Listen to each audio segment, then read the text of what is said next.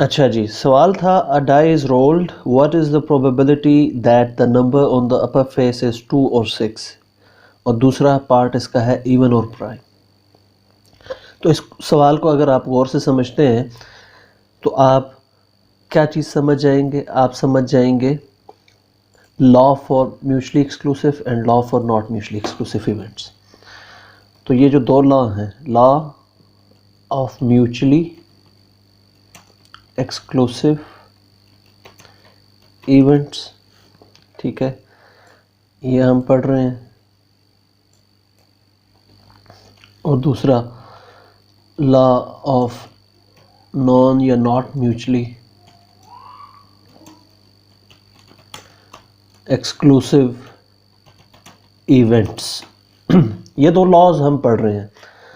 तो आप लोग जो है इस सवाल को करने के बाद इन दो लॉज को बेहतर तरीके से समझ लेंगे। तो जो पहला लॉ है वो ये है, probability of A union B ये बराबर होती है probability of A plus probability of B के।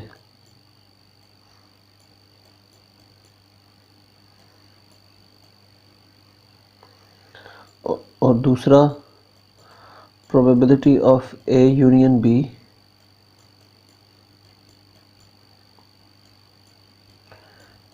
is equal to probability of A plus B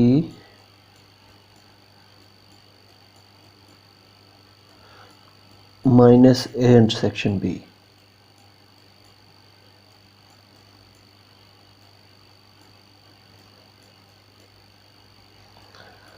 तो ये दो लॉज हैं, ये हमने इस सवाल की मदद से एक मरतबा फिर सीखने हैं। अब इन लॉज को हम एडिशन लॉज भी कहते हैं, और लॉज भी कहते हैं, एडिशन लॉज भी कहते हैं। और ये चीज़ आपको मैंने सिखाई है कि आपने उस वक्त एडिशन करनी होती है जब क्वेश्चन में और का लफ्ज़ मेंशन किया गया हो, ठीक है, आप एडिशन की तरफ जाते हैं। अच्छा, इस सवाल को जब हम देखते हैं तो एक डाई रोल हुआ है। तो जब डाई रोल होता है तो टोटल आउटकम्स कितनी होती हैं, सैम्पल स्पेस में कितनी आउटकम्स होती हैं? 6 आउटकम्स। तो वो हम 6 आउटकम्स लिख देते हैं, 1 2 3 4 5 एंड 6, ये लिख दी। अब इवेंट देखें, यहाँ पर एक इवेंट और से पहले आ रहा है और एक इवेंट और के बाद आ रहा है, तो इन दोनों को हम अलग अलग करके डिफाइन कर देते हैं। पार्ट ए में उसने कहा कि क्या प्रोबेबिलिटी है कि नंबर 2 है या 6 है, तो हम कहते हैं let A is equal to 2 occurs,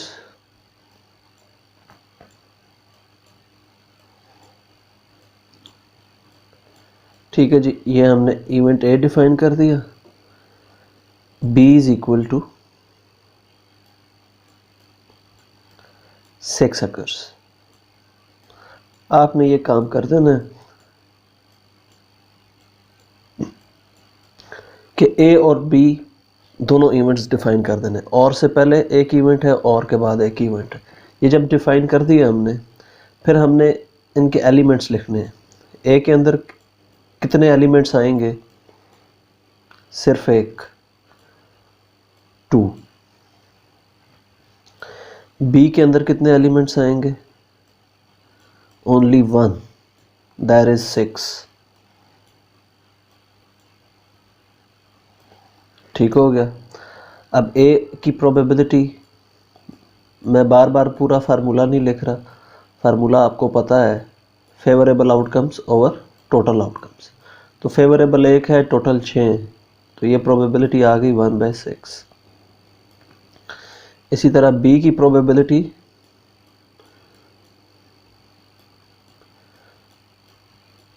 B के अंदर एक एलिमेंट है, टोटल 6 हैं, ये प्रोबेबिलिटी भी आ गई 1/6। अब लॉ कौन सा इस्तेमाल करना है ये अब डिसाइड करेंगे हम, क्योंकि अब हमारे पास ए और बी दोनों सेट्स आ चुके हैं। अब ये लॉ नहीं इस्तेमाल कर सकते, क्यों नहीं कर सकते? क्योंकि ए और बी म्यूचुअली एक्सक्लूसिव है। म्यूचुअली एक्सक्लूसिव का मतलब है इनमें कुछ भी कॉमन नहीं है। इस सेट में और इस सेट में कोई एलिमेंट कॉमन नहीं है। ए इंटरसेक्शन बी ज़ीरो है। इसका मतलब है हम ये पहला लॉ इस्तेमाल करते हुए प्रोबेबिलिटी ऑफ ए और बी फाइंड कर लेंगे। तो यहाँ पे हमसे पूछा गया था प्रोबेबिलिटी ऑफ 2 और 6, 2 और 6 ये पूछा गया था। तो और का क्या मतलब होता है कि हमने यूनियन वाला लॉ लगाना है, एडिशन वाला लॉ लगाना है, और की जगह हम यूनियन लिख देते हैं। ठीक है, ये वाला लॉ इस्तेमाल करेंगे, probability of A plus probability of B.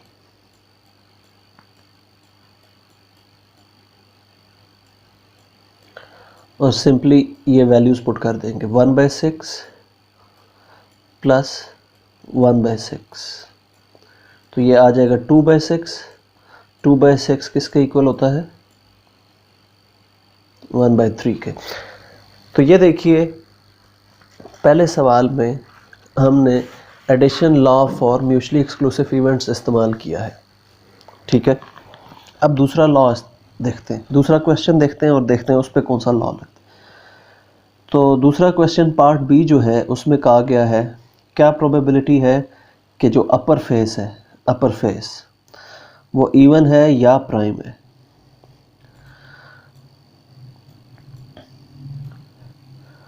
Part B,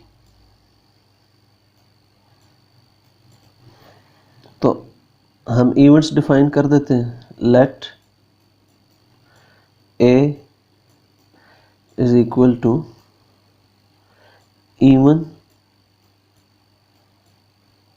number occurs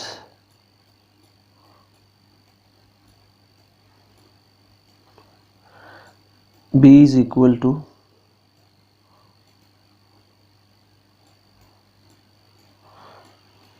prime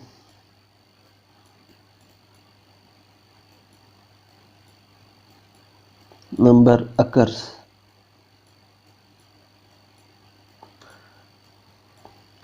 तो हमने दो इवेंट डिफाइन कर दिए, a is equal to even number occurs, b is equal to prime number occurs. तो यही आपने टेक्निक फॉलो करनी है, और से पहले जो लफ्ज़ लिखा हुआ है उसको एक इवेंट कह दें, और के बाद जो लिखा हुआ है उसको दूसरा इवेंट कह दें। ठीक है, तो अब हमने प्रोबेबिलिटी फाइंड करनी है ए और बी की। अब हम लिख देते हैं जी ए के अंदर कौन कौन से एलिमेंट्स आ सकते हैं। ए चूँकि इवन नंबर्स को रिप्रेजेंट कर रहा है तो ए के अंदर आ सकते हैं 2, 4 एंड 6, ये सारे के सारे इवन नंबर्स हैं। और बी के अंदर आ सकते हैं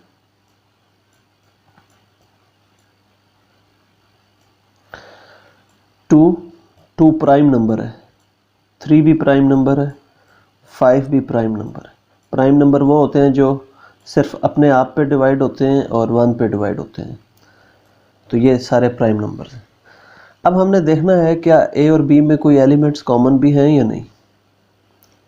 तो हमें एक एलिमेंट नज़र आ रहा है जो कि 2 है। 2 दोनों सेट्स में मौजूद है।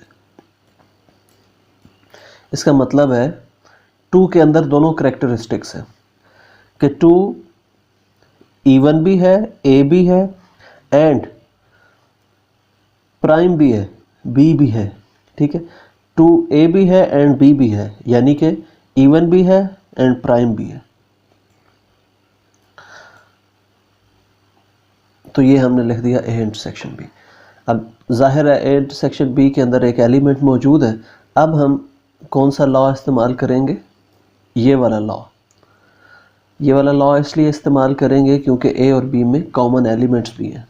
ठीक है, ए और B not mutually exclusive events हैं। तो मैं डायरेक्टली यहाँ पे लॉ लिख रहा हूँ, ए यूनियन बी हमने फाइंड करना है। ए की प्रोबेबिलिटी अलग से मैं नहीं कैलकुलेट कर रहा, चूँकि आपको अब कैलकुलेट करना आ चुका है, आपने करनी होती है, ठीक है, अलग से लिखनी होती है पहले से। तो 3/6 है प्रोबेबिलिटी ए की, क्योंकि ए के अंदर 3 एलिमेंट्स हैं, सैम्पल स्पेस के अंदर 6 एलिमेंट्स हैं। बी की प्रोबेबिलिटी भी 3/6 है, क्योंकि 1 2 3 एलिमेंट्स हैं। ए इंटरसेक्शन बी की प्रोबेबिलिटी 1/6 है।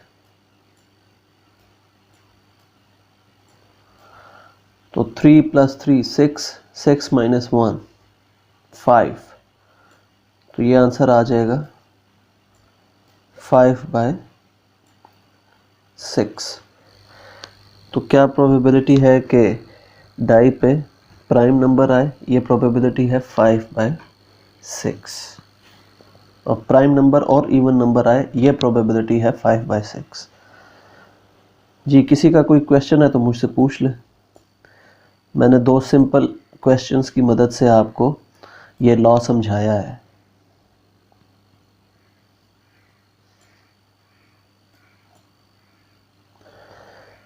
जी, किसी का कोई सवाल है तो मुझसे पूछ सकता है।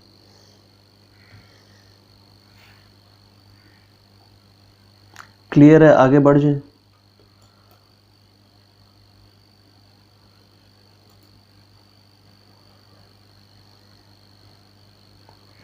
ओके जी, किसी ने कोई सवाल नहीं पूछा तो हम कुछ मज़ीद क्वेश्चन देखते हैं।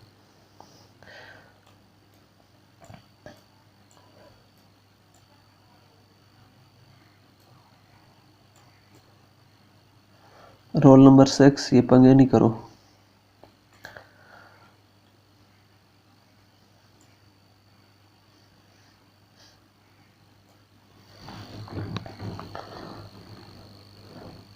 अच्छा, आज का दूसरा सवाल, कार्ड्स की प्रॉब्लम्स आपने पढ़ी हुई हैं, तो मैं कार्ड से एक क्वेश्चन आपको देता हूँ।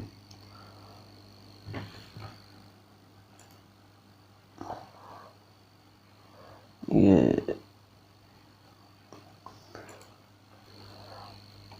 a card is selected at random. What is the probability that it is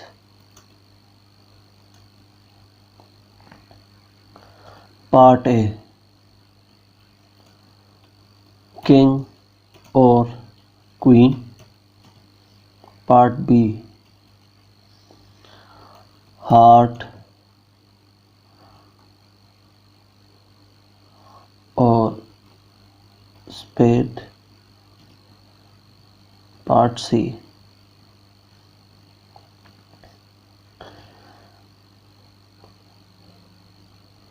face, card और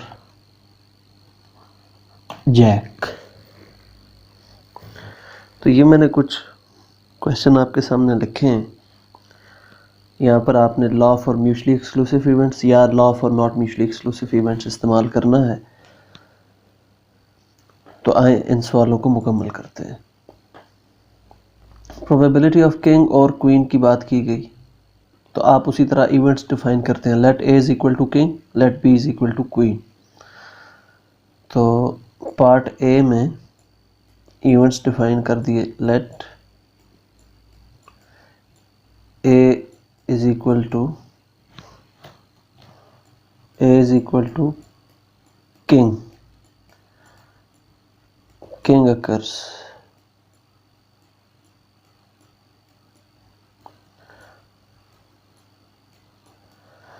B is equal to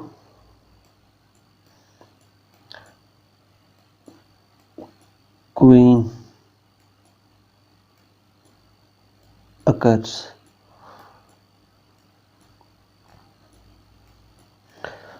अच्छा, अब हमसे पूछा गया probability of A union B. A और बी का मतलब होता है ए यूनियन बी। तो अब हमने देखना ये है कि क्या किंग्स और क्वींस में कोई चीज़ कॉमन है। नहीं जी, कुछ भी कॉमन नहीं है। किंग किंग होता है, क्वीन क्वीन होती है, ठीक है, इनमें कॉमन एलिमेंट्स नहीं है। तो हम law for not mutually exclusive events इस्तेमाल करेंगे।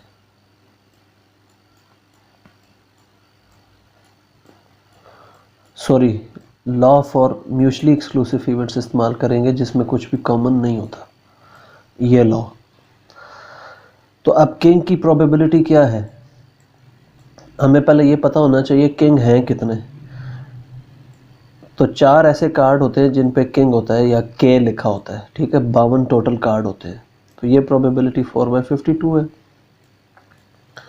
इसी तरह क्वींस भी 4 होती हैं, ये भी 4/52 है।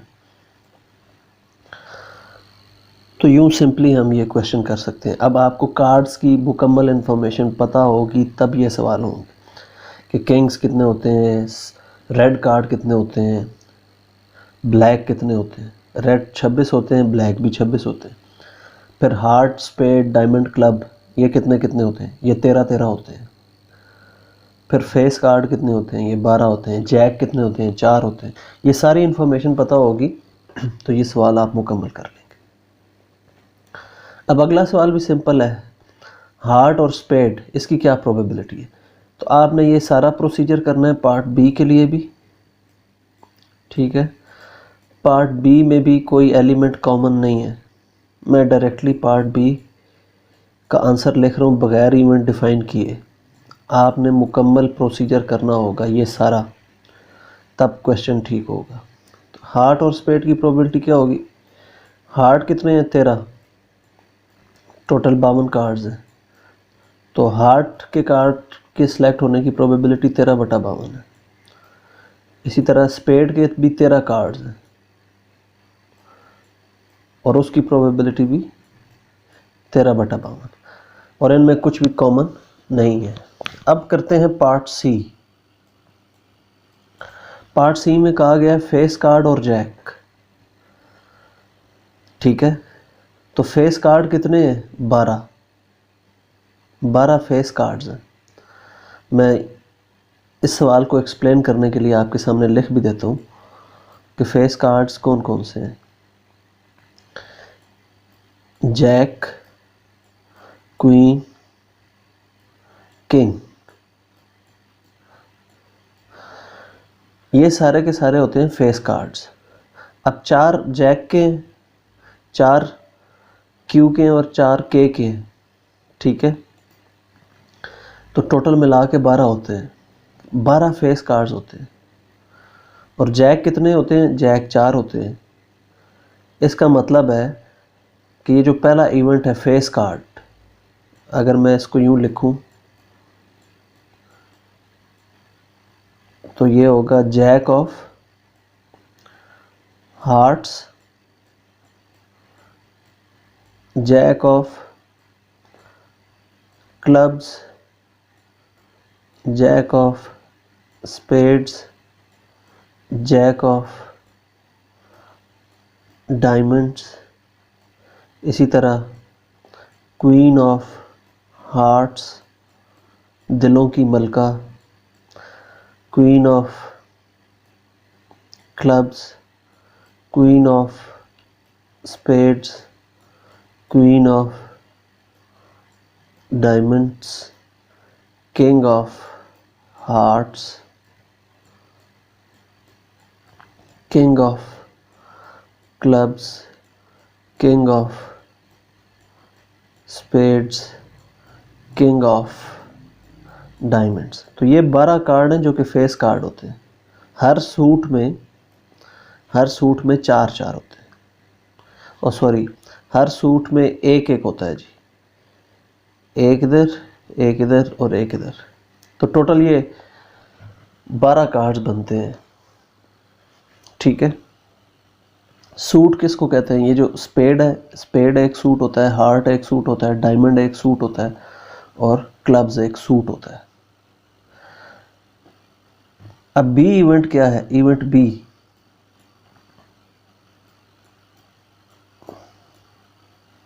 बी में बात की गई जैक की, तो जैक कितने होते हैं? 4। Jack of hearts, jack of clubs, jack of spades and jack of diamonds. बात समझ आ रही है? इवेंट ए ये हुआ, बी ये हुआ, तो ए इंटरसेक्शन बी क्या होगा? यही होगा ना। ए और बी में जो कॉमन एलिमेंट्स हैं वो ये हैं, ठीक है। तो ए इंटरसेक्शन बी क्या हुआ? यही इवेंट होगा। तो ए इंटरसेक्शन बी यही होगा।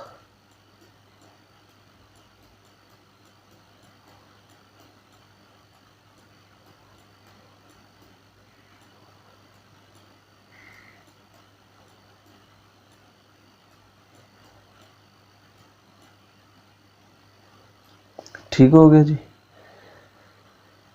अब ए के अंदर 12 एलिमेंट्स हैं, बी के अंदर 4 हैं, ए इंटरसेक्शन बी के अंदर भी 4 है। ठीक है, अब हम डायरेक्टली लॉ इस्तेमाल करते हुए प्रोबेबिलिटी फाइंड कर लेते हैं ए यूनियन बी की। ए यूनियन बी की प्रोबेबिलिटी होगी 12/52 जमा बी की प्रोबेबिलिटी है 4/52 और ए इंटरसेक्शन बी की प्रोबेबिलिटी भी है 4/52। तो ये और ये तो कैंसिल हो गए, आंसर आ गया 12/52। और 12/52 को आप मज़ीद भी सॉल्व कर सकते हैं, कटिंग कर सकते हैं। तो यूँ हम law for not mutually exclusive events की मदद से ये सवाल मुकम्मल करते हैं। अब आपको आइडिया हो गया होगा कि कब आपने ये लॉ इस्तेमाल करना है और कब ये लॉ इस्तेमाल करना है। ये आपने इवेंट्स को देखना होगा कि क्या उनमें कोई एलिमेंट कॉमन है या नहीं है। अगर कोई एलिमेंट कॉमन है तो फिर आपने law for non mutually exclusive events इस्तेमाल करना है, जो कि ये है। और अगर कॉमन नहीं है कोई एलिमेंट तो फिर ये लॉ इस्तेमाल करना। तो ये तो मैंने तफसील से यहाँ सारा कुछ लिख दिया। कार्ड्स की प्रॉब्लम, आपको जब कार्ड्स की प्रॉब्लम आती है तो आप इस तरह सेट ना लिखा करें, स्पेशली कार्ड्स की बात कर रहा हूँ। ये जैसे समझाने के लिए तफसील से मैंने आपको ये सारे सेट्स लिखे। तो आपको इसी तरह ज़ुबानी पता होना चाहिए कि फेस कार्ड्स कितने हैं जी? 12, डायरेक्टली ये लिखें। जैक्स कितने हैं जी? 4, डायरेक्टली ये लिखें। और फेस कार्ड्स और जैक्स में कॉमन कितने हैं वो भी लिख दें इस तरह। तो कार्ड्स की प्रॉब्लम इस तरह डायरेक्टली होती है, इस तरह सेट्स की मदद से इनको नहीं किया जाता आमतौर पे।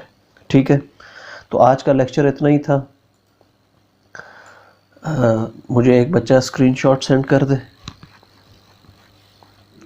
ठीक है, एक बच्चा स्क्रीनशॉट लेके सेंड कर दे और मैं आपके साथ एक्सरसाइज शेयर कर दूंगा। आज शेयर कर दूंगा एक्सरसाइज, सॉल्व्ड एक्सरसाइज। आप साथ साथ जो है इन क्वेश्चंस की प्रैक्टिस करते रहें। अल्लाह हाफ़िज़।